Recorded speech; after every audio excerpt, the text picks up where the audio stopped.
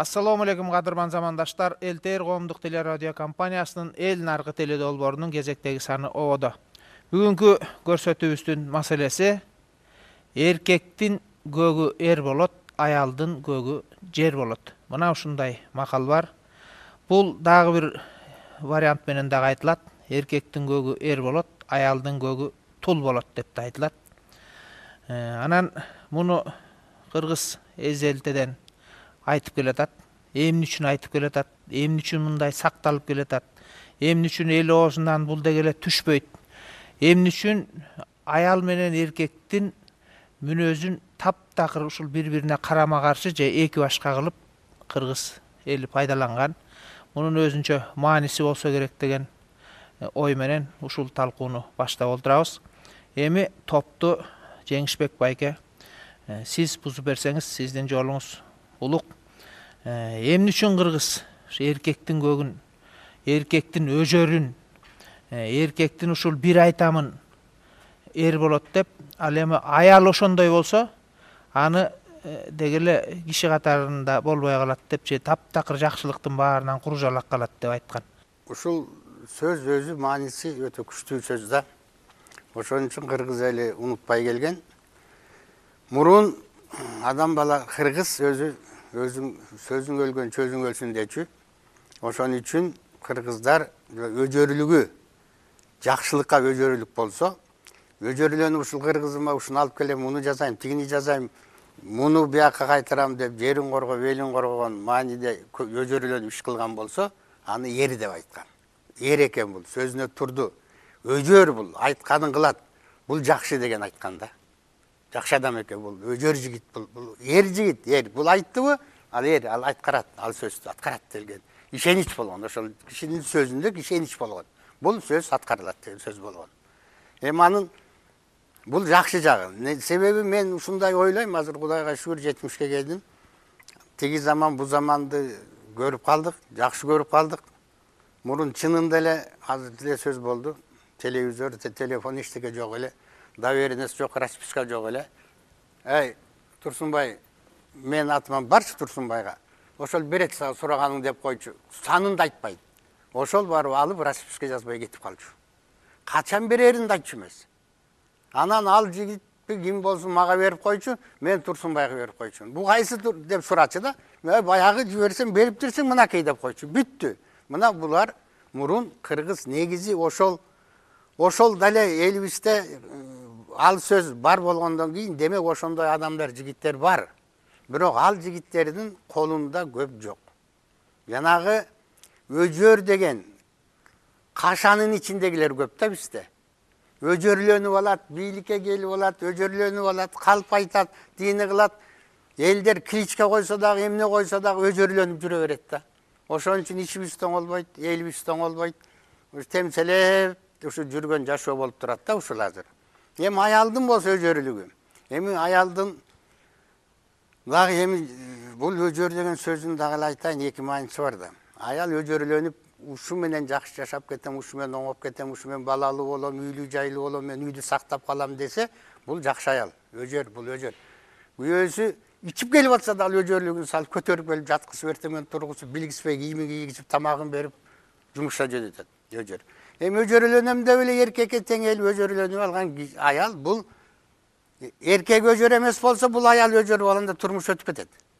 Турмуш өтүп кетет. Эгер эркек эркектей болсо, өз сөзүнө турган болсо, анда аял, өжөр аял талаада эле калат. Элге кой айланайын, бул катынын өжөр, ай, койчу, бул жыргатпайт деген сөз макаллага болуп кала берет. Ошо менен ал аял жерде калат деген сөз да, жерге тийбейт, көчөдө калат деген сөз да бул. Көрсөтүүнүн башкы демөөрчүсү Жогорку Кеңештин депутаты Карганбек Самаков.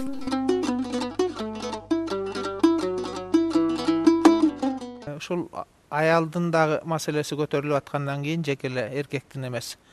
Меңдеже өзүңүз эмки кезекти алып, сиз дагы аралашсаңыз, эмне үчүн аял менен ушул эркекке ушул эки сапат карама каршы?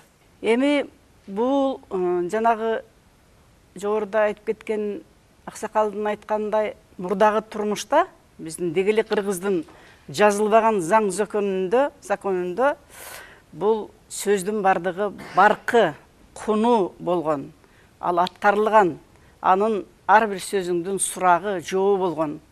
Ал эми азыр болсо андай болбой калды деп айтып атпайбызбы?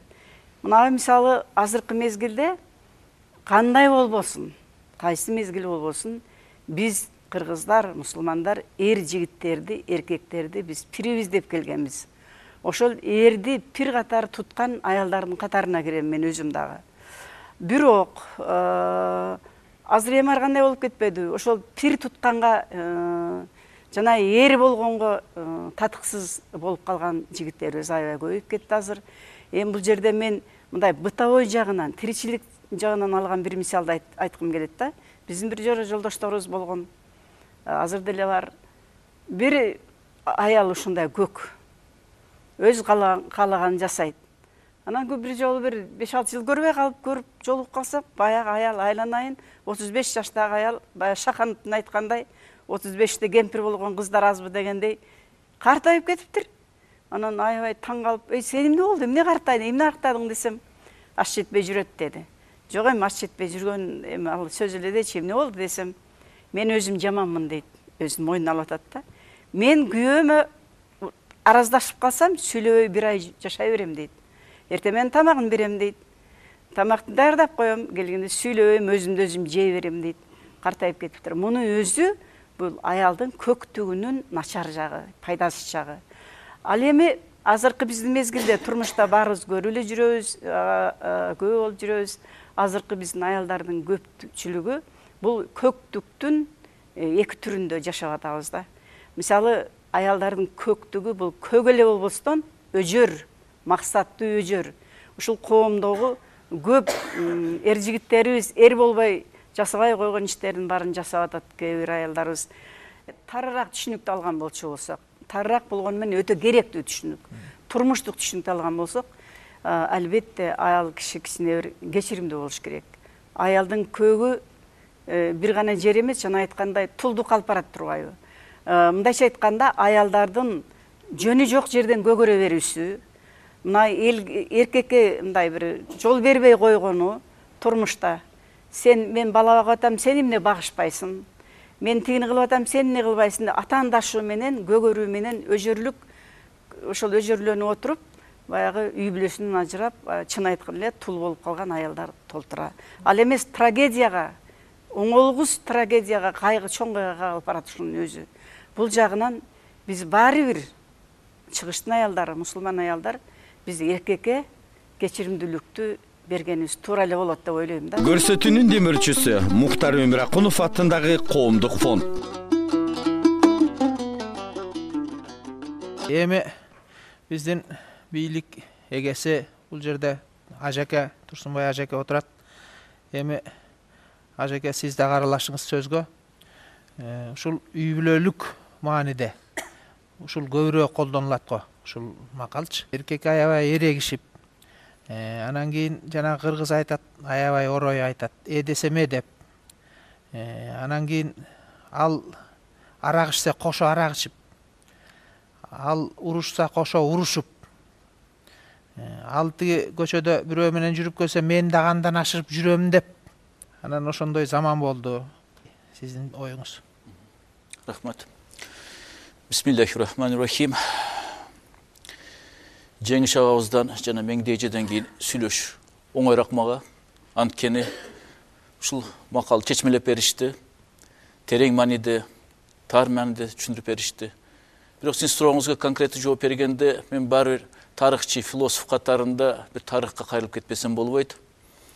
Эмне үчүн кыргыздар жалгыз эл бул Орто Азияда Чыңгызханга батыйга баш ийбеген эл. Калган бүт шаарда отурташкан элдер дарбазасын ачып берген. Мына багындык деп. Кыргыздар болсо аялдарына ишенген. Үй бүлөсүн таштап, атты минип, согушкер эл болгон. Намыскөй болгон. Андан көрө ушул мекени сатканга караганда, ушул уят шерменди кылганыма караганда өлгөнүм жакшы деп чыгып кетчү ат минип. Келеби, келбейби? Аял билбейт эле. Бирок күйөөсү ишенип кетчү эле. Мен жок болсом, аялым үй бүлөнү кармайт, бала чаканы тарбиялайт, чоңойтот деп туруп. Ошондуктан мен аз бір мыйзам даярдап атам. Бұл Қырғызстандағы басмачы қимылды акто. Көбі жаман көрүшү мүмкүн. Анткени бизде совет менталитет азыркыга чейин бар да. Ой, басмачыларды не кылабыз, биз кызыл коммунист тараптабыз. Бирок мен айтып коюшум керек. Улуу орус элде ак гвардияны, ак падышаны кечирди. Анткени бул жарандык согуш болуп кетти. Ошол эле басмачылык кыргыздар болгондо, башка улуттагылар эмес да. Алар эмне үчүн каршы болуп атышты? Алар биринчиден кыргыз элин ойлошту. Эгерде башка ушул коммунисттер келсе, анда менчигибизде жалпы болуп кетет, аялдарыбызда жалпы болуп кеткен сөздөрдү бүгүн карап көрүңүзчү. Значит, биздин ата бабаларыбыз туура күрөшкөн экен да. Бул мында бизге жашоо керек эмес деп. Экология маселесин көтөрүшкөн алар. Экология кырсаны бузулат деп. Мейле маны тийишпеле коеюн бул теманы. Мен эмне айткым келет? Бүгүнкү күнү эркек, мына меңдеже туура айтты, эркек болуп алганына себеп бүгүнкү күнү психологиялык өзгөрүү болуп атат. Мурдагыдай эркек үй бүлөсүн бага албай калды, акчаны таба албай калды. Мына биринчи Орусияга кетип атканда эркектер барчу эле. Бирок аларды скинхеттер жана неофашисттер токмоктоп өлтүрүштү баштаганда, аялдарга тийип эткенде аялдар жөнөтүштү баштады Россияга. Ушундан баштап кыргыз эли артка кетти. Аял киши акча тапкандан кийин жана элибизде дагы бир макал бар, эл адамды сынасаң, байлык менен бийлик менен сынагын деп туруп. Мейли бийлиги акча келгенде келет экен аларда. Бирок акчаны көп кармаганда кутурушуп, бул сөздү кечирип койсун эжелерим, карындаштарым, но интернетти көрүп алып таң калам мен. Көчөдө чыгып отуруп мас болуп, музыка коюп алып, орустар таң калтырып бийлеген кыргыздар. Дискотекада чечинип алып бийлеген кыргыздар. Эми үй бүлөсүн таштап аяка барып алып, экинчи күйөөгө чыгып алган, же өзүнөн жаш эркекке чыгып алган, же болсо жаш четелек кыздар чоң адамдарга, башка улуттарга чыгып алган биздин кыздар болуп атат. Ошондуктан бизде ушул жерден психологиялык бир мында сындыруу кетти десек болот да, трещина, жарака кетти дейм да бизден. Эркектер биринчи орунга намыстуу эмес, көз каранды болуп калды бүгүнкү күнү. Анткени акчаны ал эмес, аял киши көбүрөөк табып атат. Бүгүнкү күнү мына пенсияны жана жашын көбөйткөндө эркектер 63-төн, аял кишилер 58 дегенде мен чыдабай Аскар Акаев мезгилинде айттым эле. Урматтуу президент, урматтуу социалдык фондду турайбы? Жүргүлө барып туруп көрүстөнгө барайлы, ким өлгөнүн көрөлү деп туруп. Көбүнчө эркектер өлүп атат. Анткени психологиялык жарака кеткенден кийин эркектер жүрөгү чыдабай атат. Үй бүлөгө келсе, аял киши басмырлайт. Сен акча таппай атасың, мен акча таап атам. Сен балдар багышың керек деп, үйдө отуруп калган эркек узак жашабайт ал. Кыргыздын генофондунда психологиясы, менталитети таптакыр башка нерсе. Эркек дайыма үй бүлөсүн бакчу эле. Ошондо бүгүнкү күнү сиз айтып аткан суроону аяктап атсам, бүгүнкү күнү аял киши менен эркек кишинин орду үй бүлөдө алмашып калды. Көп эркектер буга чыдабай атат. Ошондо ичип кетишип атат. Же болбосо үй бүлөсүн таштап кетип атат. Аял кишиге бүгүн оңойраак болуп калды, үй бүлөлүк балалыктар жок, турмушка оңой эле чыгып кетет. Же болбосо күйөөсүнө кереги жок азыр. Өзүңүз башында айткандай, сен 2-3 аял алсаң, мен үчүн 2-3 жерге чыкпайм дейт. Ушундай болуп атпайбы? Ошондуктан өчөшүү эч жакшы нерсеге алып келбейт. Бул оор проблеманы көбүнчө өлкөлөр басып өткөн. Мына өткөн кылымдын 60-жылдары Батыш Европада сексуалдык инкылап болгон. Андан кийин Америкага келди. Алар да ушул нерсеге батып, өкүнүп, азыр ал жерде биринчи орунда үй бүлөлүк балалыктар. Биз ошо кайтып келишибиз керек. Бизге таптакыр жакпаган нерсе болуп атат азыр. Биринчи ушу кайтып келиш үчүн мына азыркы гей парадтарды жана голубой, салубой түстүү адамдарды эмес, биз биринчи кезекте үй бүлөнү биринчи орунга коюшубуз керек. Үй бүлөдө да эркек кишинин ордун көтөрүшүбүз керек. Көрсөтүүнүн демөөрчүсү Манас кинотеатры. Бул маселе өзү биздин ата бабадан келип жаткан макалдар. Албетте бул сөздөр ислам диндин өзөгүнөн келген таржымалы бар десек болот. Себеби дегенде биздин ата бабалар мусулман болушчу, намаз окушчу. Мына Манас атаны көрсөк, колун сууга салды эле, кол даратын алды эле, бутун сууга салды эле, бут даратын алды эле. Демек, Манас атабыз да намаз окучу. Демек, булар динди кармап, намаз окуп, шариятты кармап жүрдөн кийин булар ушундай өздөрүнүн макалдарын, наркын калтырып кетүүгө өзүнүн салымын кошушкан. Бул сөздөр көктүк, эки маанинде каралат. Биринчи маани бул жакшылыкка умтулууда көктүк деген нерсе бар шариятта. Анан кийин жамандыкка умтулууда да көктүк бар да. Мындайча айтканда, ошол жаман ишин таштабай эле көктүгүн жаза берет. Пайгамбардын хадисинде келгендей, пайгамбар айтат: нафакату мен тазавважа бизавжатейн, ким эки аялга үйлөнсө дейт, о нафакахума, жана эки аялга ушундай азык түлүк менен камсыз кылса дейт, ал дейт дахала мин бабин нафака, ал бейиштин нафака деген эшигинен кирет дейт. Демек бул эмне? Эркектин жакшы иштеп, маңдай тери менен адалды иштеп, адалдан табып, үй бүлөлөрдү бакса, бул эркектин мындайча айтканда өзүн эркек экен наамын өзүнө алуусу. Мынаки бул эркек, мынаки бул үй бүлөнү багат. Ошол себептен бул үй бүлөнү багууда эркекте өтө чоң көктүк болуш керек, өжөрлүк. Ошондой эле бул мааниси жатат бул жерде эркектин көктүгүндө, мындайча айтканда жакшы жактан. Ал эми аялдын көктүгүн тыюу салынып жатат биякта, жер болот деп. Бул аялдын мындайча айтканда жамандыгын таштабаган көктүгү бар аялдын. Мисалы жанакындай эркегине тең элгени, мисалы мен дагы сендей кыйынмын, мен дагы табамын, мен дагы мындаймын деп көктөн туруп алса, Аллах Куранда айткан: "Ар-риджалу каввамуна алан ниса", кандай гана аял күчтүү болбосун, эркектер аялдардан дагы күчтүүрөөк келет деген. Аллах Куранда айткан. Демек, бул аял менен эркекти жараткан өзү жаратуучу айтып жаткандан кийин, бул маселеде аял кайра өзүнүн ордун билүүсү бул аялдын күчтүүлүгү дейм да. Мисалы, көптөгөн эркектер бар, мисалы кулк менен өзү, ал эркек өзү жоош, жөнөкөй, эч нерсе сөз өтө албайт, дагы элдер менен чыгып сүйлөшө албайт. Бирок аялы тескеринен эле тез мамиле табышып, сүйлөшүп, бар маселени чечет. Анан кийин эле инициатива каяка өтөт? Аялдын колуна өтөт, дагы аял үйдү башкарып калат. Бул жерде эмне кылыш керек эле? Алымдар айтат, эгерде ушунчалык аял мыкты болсо, инициативаны колго албай, эркегине келип айтып туруш керек да дайыма. Сен мыктысың, сен сонунсуң, сен менден да жакшы сүйлөйсүң деп аял ошонуп эркегин көндүрүп турса, эркеги чын эле мен сонун сүйлөйт экенмин деп анан кийин баштай берет, акырындан бир жерге барып сүйлөшөт. Бир жерде, мисалы, кудага түшүү, же болбосо бир жерге чакыруу маселесинде көбүнчө аялдар чечип алат бул маселесин. Эркектер эчтекен билбей калды. Ошол үчүн эркекти кайра аялы тапташ керек. Ошол аял мынаки бул жерде өжөрлүгүн жасаса, эркегин көтөрсө, бул эркегин хан кылат. Ошол үчүн Аллахумма салли Мухаммад пайгамбар саллаллаху алейхи ва саллям айтканда аялдын эркекке баш ийүүсү жөнүндө. Кайсы кыл аял эркегине баш ийсе, бул аял бейиштен деген. Мындайча айтканда баш ийүү, разы кылуу деген мааниси кандай жакта?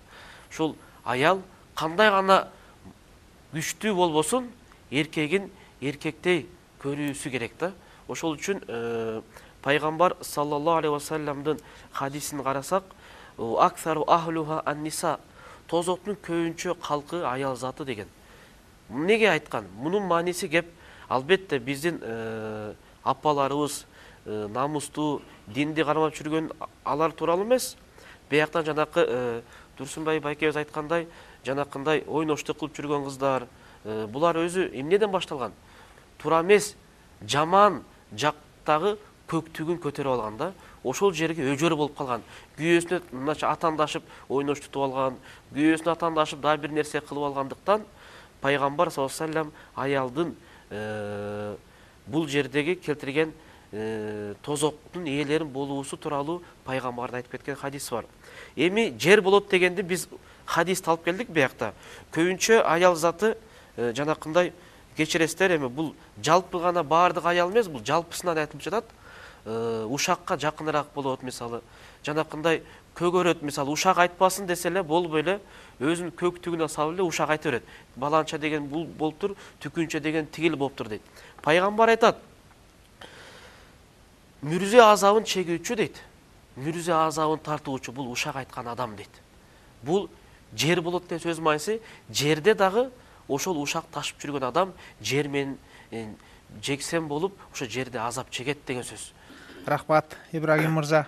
Эми молдоке мындан башкача сөздү айтмак эмес, ушундай эле сөздү күтүп атканбыз. Ушундай сөздөн биз рахат алабыз, суктанабыз. Бул аялдарды эркектердин жеңип чыккандыгы үчүн эмес. Же аялдар эркектерден кемдеп айтып салгандыгы үчүн эмес. Тетирсинче ушунда жана кыргыздын элибиздин жашоосунун бир ушундай бир кемеңгерлиги, акылмандыгы жатканын көрүп, себеби мунун артында ошол үй бүлөлүк бакыт, биздин аял затынын бактысы, анан эң биринчи укугу, аялдын эң биринчи укугу менимче, эгер адамдын ар бир жана орус айткандай ар биринин көйнө көзүнө жакын десе, анда эң биринчи укугу жар болуу укугу болсо керек. Ошол жар болуу укугу деген эң биринчи кабыл боло турган, кабыл кылууга тийиш боло турган укук болсо керек. Анан экинчи укугу анан эне болуу укугу болсо керек. Ушул эки укук башкы укук деп эсептеп, анан ушуну биздин коомубуз, биздин ушул кыргыз коому ушуну камсыз кылса керек ушуну. Анан эми аял эркекке тең деп, жөжөр деп коюп отуруп, анан кийин ушул эки укуктан бүтүн аял затын ажыратып таштасак, анда эмне деген коом болдук дагы, анан эмне деген эл болдук. Же биз туура эмес айтып жатабызбы? Биздин башка дагы бул жерде кадыр барктуу катышуучуларыбыз бар. Силерге дагы сөз берели. Мен ушул бүгүнкү күндө заманыбыз өзгөргөндө аялдын орду мындай, эркектин орду мындай дегенден таптакыр алысмын. Тескерисинче азыр жакшыны гана айтуу дооруга келди. Бүгүнкү күндө адамдын ою, адамдын ой жүгүртүүсү аткарылып калган заманда, мысли форма деп коет.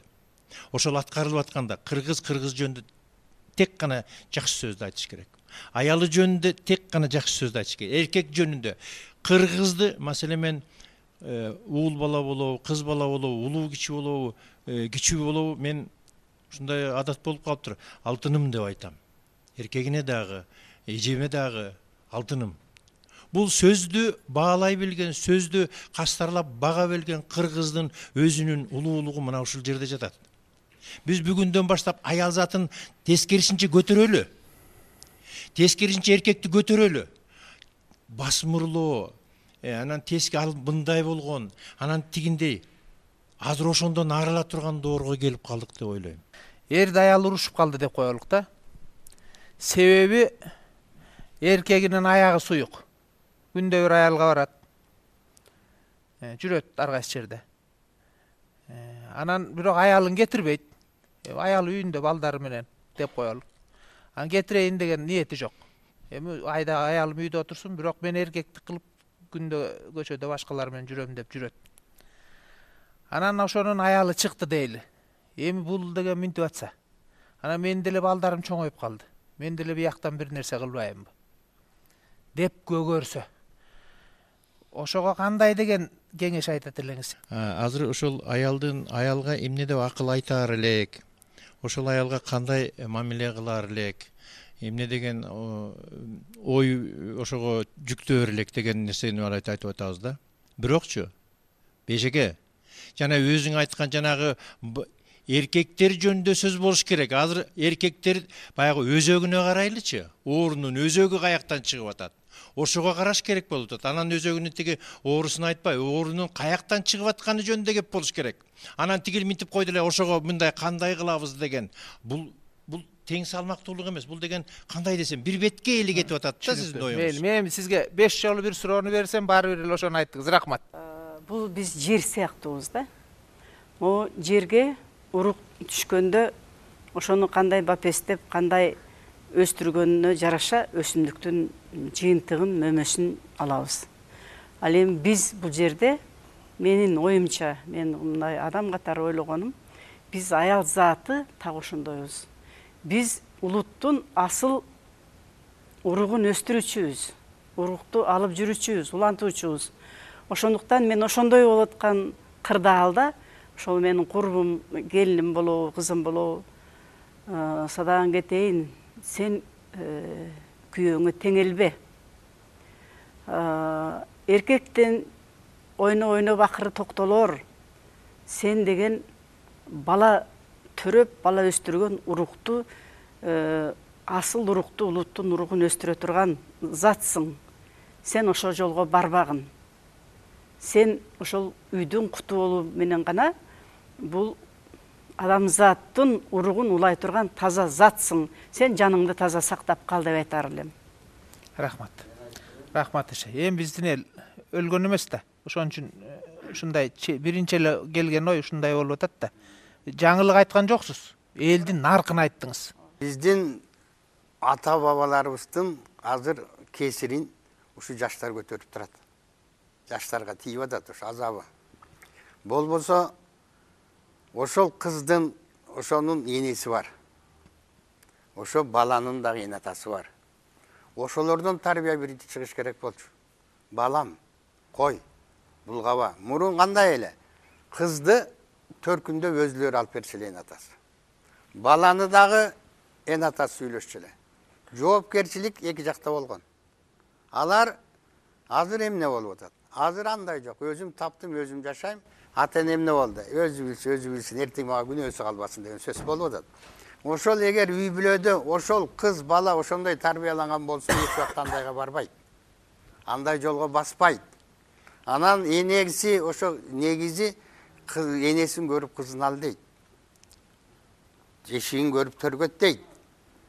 Ошол сымалуу азыр биз ошондой турмуш кылбай эле көчөдөн, дискотекадан, интернеттен таап алып үйлөнүп атышат. Турмуш эмне экенин билбейт. Жанагындай жашап алып. Ошон үчүн мен кыздарга ошол башынан айтылган болсо, ошол эле балдарга да башынан айтылган болсо, бирок сен кызым, айланайын, келиним, сен аялсың. Сен аял затысың. Сенин эркектен айырмаң эмне? Ушул үйдө төрөлүп, тигил үйдө төрөп атасың. Сен тукумулантасың. Сен бул балдардын энеси бол, сен ага теңелбе деген сөздөрдү айтса, ошол кызды токтотуш керек. Эми жанагындай болуп, бул сен айткандай кыз жана келин өчөшүп, тигил төрт катын жүрүп, мен төрт катын. Мына бул жер болот деген сөз ошол. Бул жер болот деген ошол. Жанагы эми аялдын эң жакшы жери эрин ошондой жаманын жашырып, жакшысын чыгарып турса, жакшысын чыгарып, чаң жугуспай турса, ошондо эркек Алла Таала буяка бирдеме берген болсо, тобосуна келип токтойт. Тобосуна келбесе ошол эркек өзү жер болот. Баласына да батпайт, эшикке да батпайт, тууган урукка да батпайт. Суук тумшук болот. Суук тумшук. Бул дүйнөдө да алат жазасын, тиги дүйнөдө да алат. Ал эркек эмес. Азыр эмне үчүн мындай биз козголуп атабыз? Эркекте азыр чын-чынына келгенде бул Союздан келаткан жөрөлгө болуп калды, келаткан жанагы демократия деген балекетти баштап коюп, эркекке бийлик бербей, чатактарсы эркекти камап таштап, эме болсо эркек күнөөлүү болуп, эркек иштейин десе жумуш калбайт. Фирмада 20 жаштан 25 жашка чейин алабыз. Өңү түзүн көрөт, баарын көрөт. Эми биз ушуга чейин жеттикпи? Телевизордон Кореяга эрге ким тиет деп чыгарып атабыз. Азыр кыздар эмне болду? Аялыңды бузам десең базарга жибер дейт. Базарга жибер, ал акча таап калгандай ага эрдин кереги жок. Анын аркасынан 10 эркек жүрөт. Керек, кокуй мен эле жашап алып турбайм, мага эмне көз кор болом деп. А кыргызда аял үйдүн куту деген. Эми депутат катары эл көп кайрылат. Өзгөчө бузулган үй бүлөлөрдөн.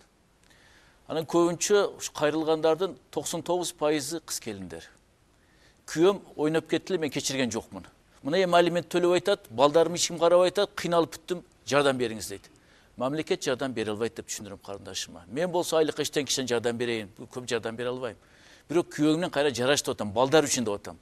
Мына ЗАГСка барса, мен совет мезгилде бир ажырашканымда ЗАГСка барганда бир сүрөт азыркыча эсимен чыкпайт да. Атасы оң жакта карап, энеси сол жакта карап, ортодо бала анан суроо турат. Мени ким ойлоду деп, кимге ойлодуңар деп туруп. Биринчи кезекте жакшы айтылып кетти. Мына биздин макал лакаптар меңдежиге мен терең ыраазымын. Мына эгерде биздин кыз келиндер меңдежеде ушундай акылдуу, данышмандуу болсо, мен ойлойм үй бүлөсү бар нормалдуу болот. Жеңиш агабыз да мына көп мал турмуш практикасын айтып берди. Молда экөөбүздү Курандан келтирди. Эмне үчүн муну азыр айтышыбыз керек? Мына эки депутатка бизге бир жолу бирөө кайрылды. Күйөөм дейт, ойноп жүрөт дейт. Сиздер депутатсыңар, жердешиңер болот, тартипке сагыла дейт. Анан ал киши менен сүйлөштүк биз эки депутат. Эми күчкө салган жокпуз. Сүйлөштүк, эй, сен эмне болуп атасың? Айтты, келиңерде күнөө бар дейт. Келин балага келдик. тили узун экен. Эркек киши жөн көчөгө чыгып кетпейт. Ал башка вариант издейт. Мен актаган жокмун эч качан. Комушунда ислам коому эмес, башка коомуда бизде азыр батыштын копиясы деп атам мен дайыма. Бирок ошол келинге биз жакшы сөз тапкандан кийин эки адам кайра нормалдуу жашап кетти. Негизинен менин шеригим депутат тажрыйбалуураак экен, мага караганда айтты: карындашым дейт. Күйөөң ошол жака бияка барып кайра үйгө келеби? Үйгө келет. Ошого ыраазы бол. Сени багат, бала чагаңа багат деп туруп ошону кайра жарашып жашашып атат азыр. Жаштардын атынан мен бир бул жерде отуруп бул Акылбек байкенин сөзүн угуп, бул аялдар менен эркектер тең бирдей болуш керек деген, тең укуктуулук деген маселе көтөрүлүп атпайбы?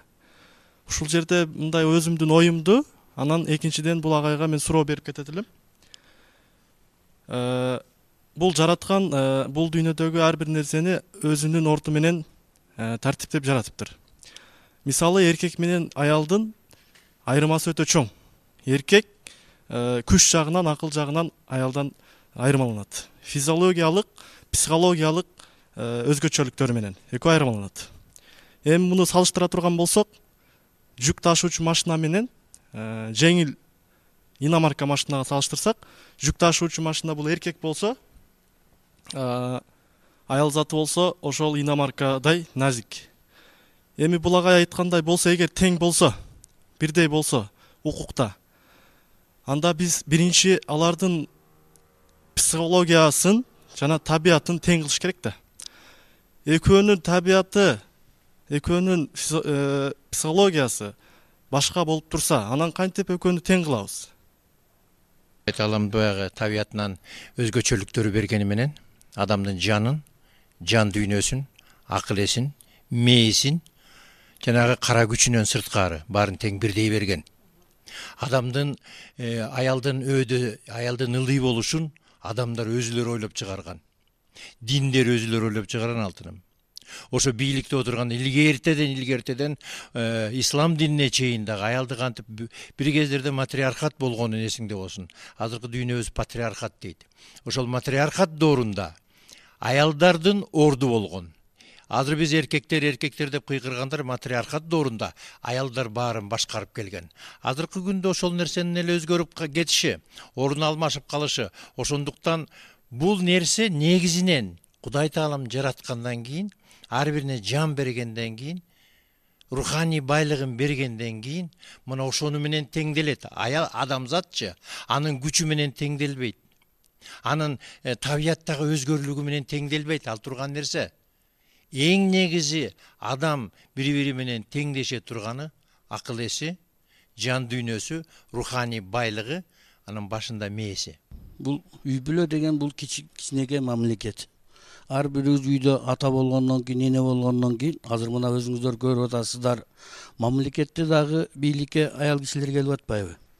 Ошондой эле үйдө дагы ар бирибиздин уулубуз бар, кызыбыз бар, келинибиз бар, күйөө балабыз бар, туурабы?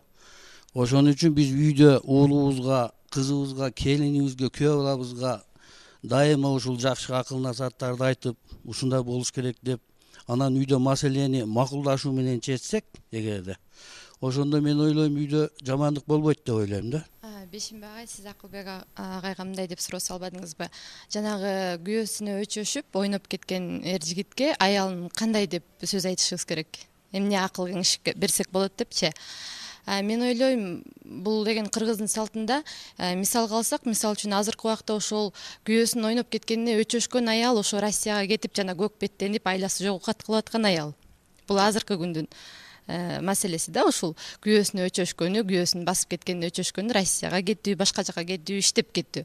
Ал эми илгери кыргыздар кандай кылган? Мисал үчүн илгери муну кандай деп чечишкен? Жалпы топко салып, жанагындай мыйсамсыз, законсуз эле сөз сыйлаган кадыр барктуу аксакалдарды, меңдежеде болгон калыс апаларды чакырып, мисал үчүн Көкүнбай болуштун Гүласал деген кызды баарыңыздар билсеңиздер керек, Гүласал жоруктарын кадама көйнөк кийем деп, Карыпбайга тием деп, ушу Гүласал төркүлөп кеткенде Гүласалдын күйөөсү кымыз ичип, оолугуп, кыз издеп айылдарга баягы ат менен ойноп кетишкенде, Гүласал дагы ошентип жүрүп, башка кызга үйлөнүп алат эмеспи Гүласалдын күйөөсү. Анан Гүласал дагы аны угат, дагы намыстанып, башка күйөөгө тийип кетет. Анан муну карыялар, ошо кыргыздын аксакалдары, байбичелери кандай деп чечишкен. Экөөнү ортого отургузуп Гүлас алдыкы дагы туура эмес, сеники дагы туура эмес деп, бул ээрлүү туруп күйөөңдүн башын аттадың деп Гүлас алдын башын ачышкан дагы алысыраак туугандарына нике кыйышкан. Анан Гүлас албаймын дейсиң, эр истеймин, аламын дейсиң, сен истеймин деп күйөөсүнүн тизесин баса жыгыла отурган да, намыстанганынан. Анан ал эми күйөөсүнө болсо ошол алган экинчи аялы менен жашоого уруксат беришкен. Анан негизги илгеркилердин жазасы эркек кишиге ойноп кеткен, ошондой жүрүп кеткен эркек кишиге жазасы үйдөн камчысын гана сүйрөп чыгып кеткенге уруксат болгон. Ошо көтөрүлгөн боз үй, берилген сеп, мал, мүлк ошо төрөгөн ак некелүү аялына калган. Ал эми аял кишини ээрлүү туруп башын аттаса, ээрлүү туруп ойноштук кылса, кыргыздар эч убакта кечирим берген эмес. Биздин бүгүнкү күндөгүдөй улуу алуу агаларыбыздай күйөөсү солдоюп жатсанан окат кылбай башка жака кетпей, эмне кылмак эле, ошондо кылат да, Россияга кетет да деп эч жака кой беришкен эмес. Аны алысыраак туугандарына нике кыйып коюшкан, же болбосо ээрсиз калтырбай, ар бир туугандары жардам берип, же алысыраак кайнелерине нике кылып, аны никелүү, ак никелүү аял бойдон сактап калышкан. Маселени аябай эзди бу кызыбыз. Рахмат. Аябай жакшы. Эми дагы бир мамиле кылган кыргыз ойноп кеткенге. Классикалык мамилеси бар. Жанагы Жаңыл мырза деген китепте, эпосто. Шырдакбектин Эркайым деген сулуусу кетип калганда, аны Калмактын ханы Чыгайбекке кетип калган. Ошондо салты бирдей эле болгон кыргыз менен Калмактын. Ошо чогуу жер деп аткан бир жерди ала тоонуу элдер да. Анан ошол Эркайымдын эки утун эки төөгө байлатып, эки жака айдатып жиберген. Ошондой эле бир мисал болгон. Ошол чыгармада ошондой айтылат, чындыгында болгонбу, болбогонбу ким билет. Бирок ушу кыргыздын тарыхында ошентип өлтүргөн документ жок. Ошондон коркуп эле кыргыз ушуну жасаган эмес. Ушундай чыгармаларында бар ушундай фактыларчы.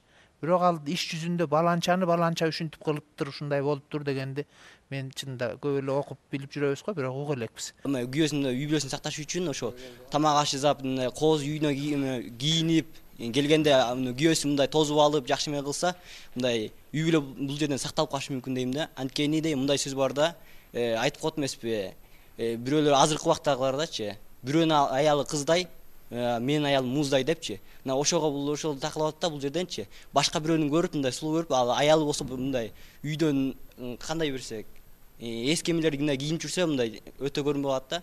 Ал эми ал үй бүлөнү тозуп алса, мындай үй аялы тозуп алса, бул жерден жакшы көрүнүп, анан үй бүлөнү да сактайт дейм да. Бунун негизги себеби ата-энелер болуп атат. Ата-энелер жакшы тарбия бере албай атат ошол баласына, кызына. Эгер ошо баласына, кызына жакшы тарбия берип, жакшы нерселерди үйрөтүп, тарбиялап жеткирсе, ошол үй бүлө кийин ошол үй бүлө курулганда жакшы күчтүү үй бүлө болот го дейм. Эгер азыртан ата-энелер ушундай болуп атат, аялы көчөдө жүрөт, эри үйдө бала чака карап отурат, аны көргөн балдар кандай болуп чоңоет? Биз ошол канткенде туура болот дегенде, эркектер эркектигин жоготпой, үй бүлөсүн камсыз кылып, багып, жана аялы аялдыгын билип, эркекти укса туура болобу болсо керек. Мына бул бизге туура келет. Анан же аялдар дагы тең деп, аялдар менен эркектер бирдей болот деп, анда эркек аялдардын сөзүн угуп, күйөөсү аялын угуш керек болуп калабы? Сен КамАЗ болсоң, сен баары жеңил машинеси жашооң жүрбөйт бул дүйнөдөчү. Үйлөнө элексиң балам. Үйлөнгөндөн кийин көп нерсени түшүнөсүң. Бул бирден. Экинчиден, бул мен жанагы айткан сөзүмө кала бермекчимин. Адамды күч жагынан, арстан жагынан теңдебегиле. Адамды баягы азыр заман өзгөрдү. Аял базарчы, эркек казанчы болуп калган заман. Ушул заманда дагы кечеки көргөн алтының бүгүн көрсөң жес, кечеки көргөн акылманың бүгүн көрсөң нес болуп турган заман. Ошондо ушул замандын агымы менен, замандын багыты менен тетиги ата салты, ата наркы, кыргыздын руханий байлыгындагы нерселерди караш керек. Жанагы адам жаралганда, жан салынганда акыл эси, ойлоо жөндөмдүүлүгү бирдей болот деп Акылбек айтып атпайбы? Бул күчтөн гана, эркектин күчүнөн гана айырмаланат аял менен кара күчтөн.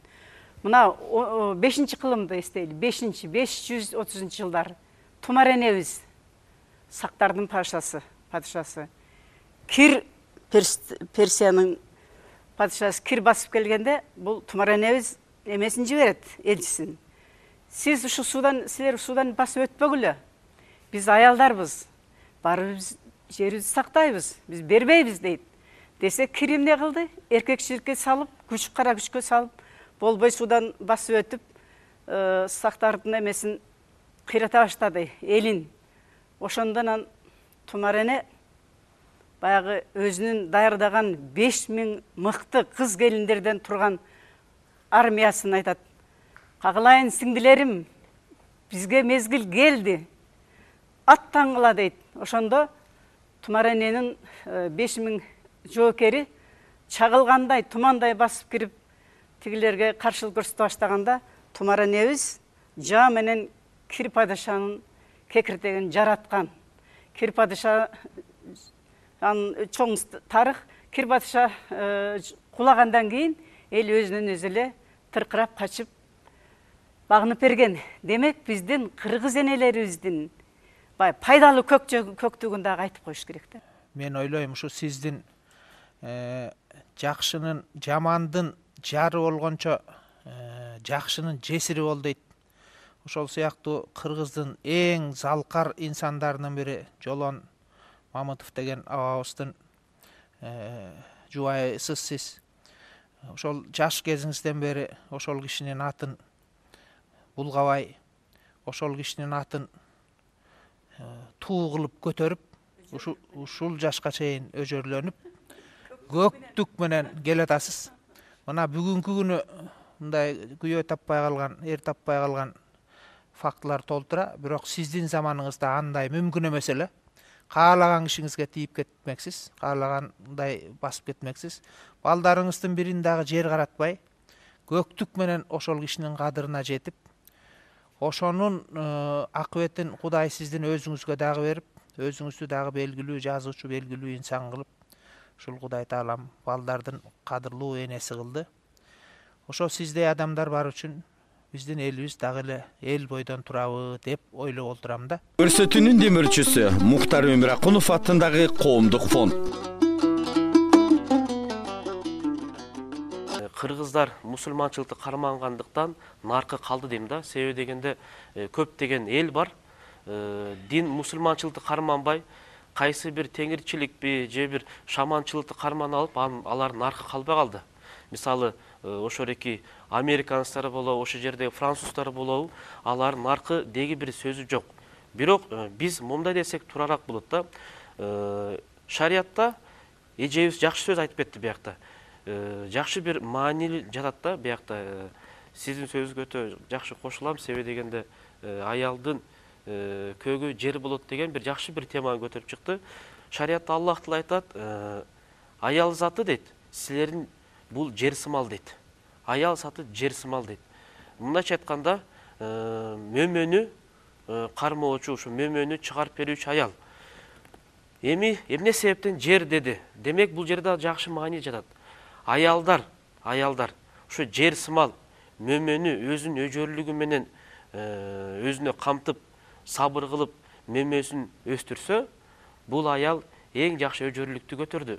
Бирок аялдын тескери жагындагы өжөрлүгүн таштасын деген мааниде, демек жанакы тул сымал деген мааниси ошол жерге жатат болуш керек. Анан бул жерде айтмакчыбыз дагы негизи маселе биякта.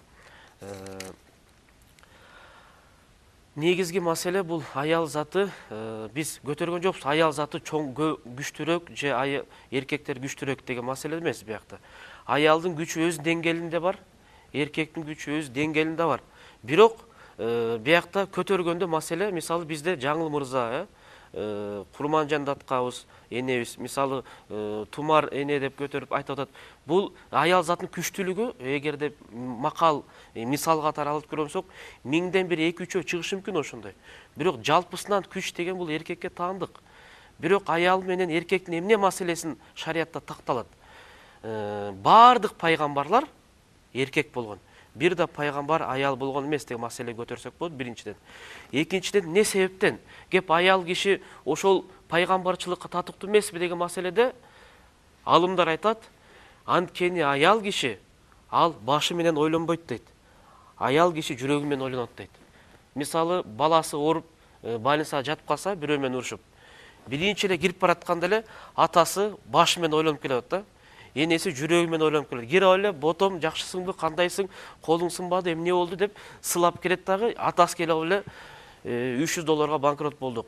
Тигинин башын катуураак жара коюпсуң. Мындай экинчи кылба.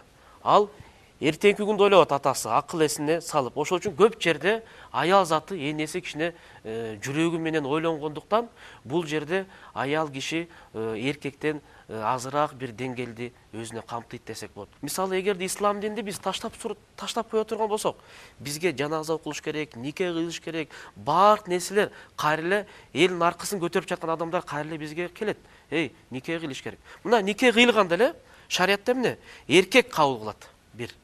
Эркек демек деңгээлин карагыла. Аял киши кабыл кылбайт никеде. Аял киши жооп берет. Макул же макул эмес деп. Бул жерде акысы бар да, экөөнүн кимдин акы. Мисалы, орустарда тең укуктуулук маселесинде экөө тең бирүү мужья, бирүү жоону дейт. Бирок шариятта мен кабыл кылам деп туттум дейт. Жанакы аял жооп бересиңби дейт. Макулсуңбу же макул эмессиң дейт. Аял ооба же жок же унчукпай коюш керек. Унчукпай койгон бул биринчи жолу турмушка чыгатса, анткени ата энеси турат да жанында. Ал эми сүйлөөсү эгерде экинчи жолу турмушка чыгатса, ооба же жок деп. Демек мына аялдын деңгээлин, укугун, анын даражасы никеде эле көрүнүп турат. Эми талак берүүдө, эгерде аял эркек тең болсо, талакты да аял бере берсе эмне болот анда? Анда ойлойт элем, күнүнө аял киши 4төн талак берип турмакта.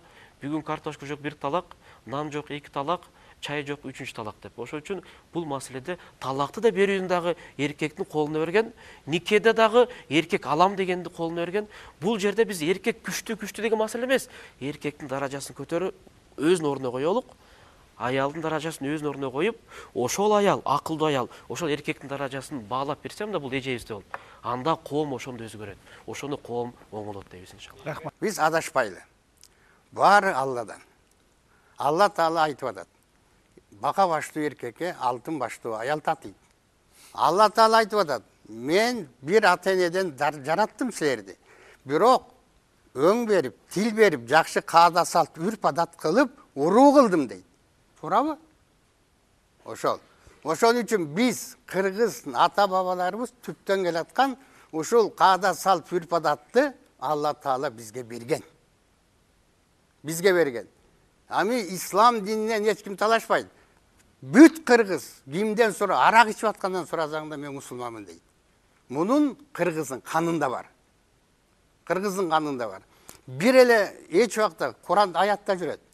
Эмеде хадисте бар. Түрк менен араптарды өзүнчө бөлүп ага сыйынбагыла дейт. Ал үчүн силер мени гана билгиле, мага гана сыйлагыла. Ошол сыяктуу эми айтарым бул. Мына бул жерде аялды жамандаган эч ким жок. Апабыз аял, карындашыбыз аял, кызыбыз аял. Жанагы айтылган сөз эне ата тарбия бербесе, бул көчөдө калчу нерсе. Көчөдө болчу нерсе. Ошон үчүн айтарыбыз, Кудай Таалам кыргызга ыйман берген. Кыргыздын каада салты канында. Эми анан Акылбек апа болбо, ар ким тиги бу десе, ар ким өз деңгээли менен ойлойт. Алла Таала кандай деңгээл берип койсо, ошо менен ойлойт. Сенин сөзүңдө өзүнчө философский мааниси бар, өтө эле курч сөздөр. Эми Алла Таала аялды үйдүн куту деп бекер айткан эмес. Аялды бекеринен назик деген эмес. Аял назиктиги менен утат деп айтылган. Назиктиги менен алат. Ажандыгы көкпеттиги менен албайт. Көкпеттен ажанданып турса, туура жерде калат. Ошого теңелбейин деген эркек эшикте калат. Кыргызда сөз бар го, аялдыкы төрдөн кетет, эркектики эшиктен кетет деп коет. Эмнеге жыргаганданбы? Баягы эле кыргыздын эркегинин сыйы, урматы, Куданы төргө чыгарганы. Бул кыргыздын өтө каада салты. Бөлөк улутта барбы ошондойлор? Жок. Демек биз өзүбүздүн каада салт үрп-адатыбызды тутушубуз керек. Кыргыз салттуу ислам дини менен келген. Кадимкидей муруту менен сакалы менен, кадимкидей жак жайган аппак сакалы менен келген. Кыргыз ошол айтылып аткандар, жана айтылып аткандар. Отуруп алып аксакалдар гана чечкен, соттун, жогорку соттун депутаттын кереги жок болгон. Аксакал гана чечкен. Акылдуу аял үйдөн күйөөсүнө акылды берип койгон, ошону айтып турган. Мындай кылбайсың, мындай. Ана мына Манаста эле айтылат го. Манас атабызга айчүрөк, каныкей бүт баарын айтып турган да. Эмне үчүн эле эч убакта айтылганда динде бар. Аял менен эркекти бир теңебегиле. Такыр тебегиле. Күч балким эркектедир. Аял деген мына айтып атабыз, эмоцияга алдырып коет да, ошонусу бар да. Ойлонбой туруп, ушу таң каласың. 15 жашар кыз болсо да айтсаң, ушундай сөздү айтат, айланайын 70-ке чыгып мен таппай калам ал сөздү. Буларды Алла Таала ушундай эмоцияга берип койгон. Жанагы айткандай, ошон үчүн аялга эмоцияны берген, эркекти, башчылыкты эркекке берген. Көрсөтүүнүн башкы демөөрчүсү Жогорку Кеңештин депутаты Карганбек Самаков.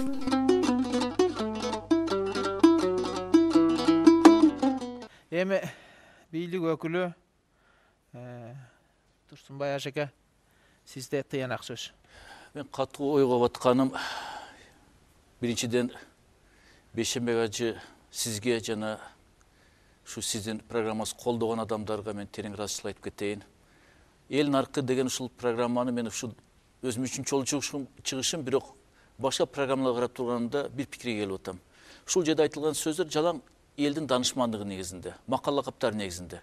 Баары ислам динине каршы келбейт. Сездиңер ошону? Кайсы макал лакап болбосун, баары динге негизделет. Бул жана Жеңиш агабыз айткандай, бул кыргыздын өзгөчөлүгү. Биз түз кабыл алдык динди, аны макал лакаптар аркылуу жеткирип атабыз элге. Биз көбүнчө чыгармачылык элбиз. Мен дайыма айтам, биз ачык асман астында төрөлгөнбүз, төрөлгөндө жылдызды көрчү элек, көчмөн эл. Ошон үчүн философия жакыракпыз. Жазууга кичине алысыраак болгонбуз, Орхон Исейде болгон экен, бирок биз көбүнчө жаттап калчу элек. Ошо бүт макал лакаптар биздин идеологиябыз. Мына эч чочулаш керек эмес. Сөзгө рахмат. Мен ойлойм, ушул программалар аркылуу көп адамдар, даже динден алыс адамдар түшүнүшүп атат. Элибиз мусулман экен, бүт макал лакаптар динге туура келет экен деп. Бул жакшы. Экинчиден Жеңиш агады угуп, меңде эжебиз угуп, мен Раматыл ажы атам, ажен эмес деп кеттим, ошо ойго баттым мен. Анткени карап көрсөм, мына аксакалдарыбыз дайым үлгү болуп жүргөндөр. Аз сөзүндө кошулам. Дежур аксакалдардан кутулуш керек. Бирок ошол эле мезгилде мен айтып кетет элем, обондон да аялдар кутулуш керек. Өжөлүк ушунан азыр. Мен өжөрмүн деп туруп, дежур болуп кетип атат. Аялдар болсо өжөрмүн деп туруп, обон болуп кетип атат. Кудай сактасын анан. Бирок мына эки үлгүлүү мына агам менен эжем айткым келет. Кудай буйруса мына биз мурда каталарды оңдоп 20 жылда биз муундардын өз ара байланышын жоготуп алдык. Бешике. Ушунан биз катабыз кетип атат. Жаштар кимди үйрөнүшүн билбей калды. Аксакалдар кимге айтышын билбей калды. Бири-бирин укпайт. Бирок мындай программа аркылуу мына мен ойлойм, мен өзүм көп жакшы нерселерди уктум. Бир аксакалдардан эмес, мына Молдоке Ибраим Таксырдан уктум мен жакшы сөздөрдү. Эми жыйынтоо сөзгө келгенде мен бир тамашадан баштайын. Тамаша эмес, болгон нерсе. Жогорку Кеңеште эми депутаттар билип алыптыр. Жолдо ошо жылдыз өкүңөр, сүйүңөр болгон экен деп. Ооба. 18 жашта экөөбүз бирибизди сүйчү элек. Бирок азыр айтат, көөгөр алтып, кандай эр катын болот элеңер. Кудай сактады деп атам. Анткени менде көгөрүп, эримин деп чыгат эле микрофонго. Бул да көгөрүп, мен да сени калышпайм деп жылдыз жолдошу чыгат эле микрофонго. Экөөбүз микрофон талаштырып алат элек. Экөөбүз бөлөк-бөлөк фракция болуп туруп. Үйгө келгенде Кудай билет. Үйдө микрофон жок эмне болушуну. Ошон үчүн ойлоп атам, Кудай сактаган деп туруп. Эмне үчүн муну айтып атам мен? Куранда Алла Таала баарына ирет-иретин коюп койгон. Эркек киши, сен үйдүн койчусуң, сен жооп бересиң баардык үчүн деп туруп. Аял киши өзүңөр айткандай, Жеңиш ага айткандай, үйдүн куту, үйдүн кожойкеси үй үчүн жооп берет. Ушул жерде биздин макал лакаптар эмне үчүн чыгып атат? Элдин макал лакаптары динге туура келет. Динде да айтылган. Бейишке барам десең, ата-энең ыраазычылыгын ал дейт. Бирок ошол эле мезгилде айтышат. Аял киши бейишке барыш үчүн күйөөсүнүн ыраазычылыгын алыш керек дейт. Мына кандай асыл сөздөр. Динде да айтылган, кыргыздардын турмушунда бар, ар күнү, да совет мезгилинде бар эле. Аял киши битке болсо, бир тепшик болсо да эркек кишиден төмөрөөк туруш керек деп. Ошондо мыкты үй бүлө болот, үлгүлүү үй бүлө болот деп. Эгер тең айтыштырып алса, бул үй бүлө эмес. Бул ошол боксер ринг болот. Кимдир кыйынсын, бүгүн мен кыймын, эртең сен кыйынсың деп туруп, таяк жеп жүрүшөт. Анда үй бүлөдү көрүп атабыз. Батышты дословно түшүнгөндөр. Жок, биз батыштай тең укта болобуз. Эркек аял киши бирдей болобуз дегендер көрүп атабыз эмнеге алып келип атат. Кыргыз эли азыр биз артка кетип атабыз тескерисинче. Ошондуктан биздин элибизде жана динибизде баары туура айтылган. Аял киши бетке болсо төмөрөөк турса, аял кишинин утугу. Мына жолон абабызды эстеп кеттик. Аллах разы болсун сизден. меңдейже. Сизде болсын бүт кыз келиндерибиз. Эже карындаштарыбыз сизде болсын. Эгерде сиз мындай болсоңуз жолдон абанда тагдыр кандай болот элек Кудай билет. Мына эр кылып сиз чыгардыңыз аял киши менети чоң буякта. Умар ибн аль-Хаттам биздин эң адилеттүү падышабыз айткан эле. Эркек киши аялы менен жумшак, шайыр, жаш баладай болуш керек дейт. Бирок башка эркектер менен эркектей болуш керек деген. Эмне үчүн айткан? Айырмалап турган. Көчөдө эркек эр болуш үчүн эркектер жанында арыстан болуш керек. Үй бүлөгө келгенде аял кишинин туткунуна түшүп туруп, назик, жумшак, шайыр, жаш бала болуп алыш керек. Рахмат. Рахмат ажеге. Рахмат. Эми урматтуу катышуучулар, ушунча сөз чыкмак. Чыкты. Кудайга шүгүр. Айтсаң жакшы сөз айт, айтпасаң унчукпа деген. Жакшы сөз деген сөз ушул сенин сөзүңөн уккан кишилер пайда тапсын. Үй бүлөлөр ынтымактуу болсун, урушкандар жарашсын. Жалкоолор жалкоо болбой оңолсун, оокат кыла албагандар оокат кылсын, деги эле жакшылык көбөйсүн деген. Эгерде биз могу эрди аялды талкуулап олтурсак, аял менен эркекти талкуулап жатсак, демек аларды биринен бирин өйдө биринен бирин ылдый кылалы деген максат менен эмес. Экөөнүн кичине айырмачылыгын гана айталы деп жатабыз. Себеби аял жасаганды эркек жасай албайт, эркек жасаганды аял жасай албайт. Кудай Таалам ошондуктан экөөнү бири-бирине эриш аркак кылып жаратып койгон. Ушунча нарыктуу кептерди чыгарып бергендигиңиздер үчүн баардыгыңыздарга дагы бир рет ыраазычылык билдиребиз. Анда эмесе, урматтуу телекөрүүчүлөр, ушуну менен бүгүнкү көрсөтүүбүз соңуна чыкты. Эмки жолободон жолугушканча сак саламатта болуңуздар.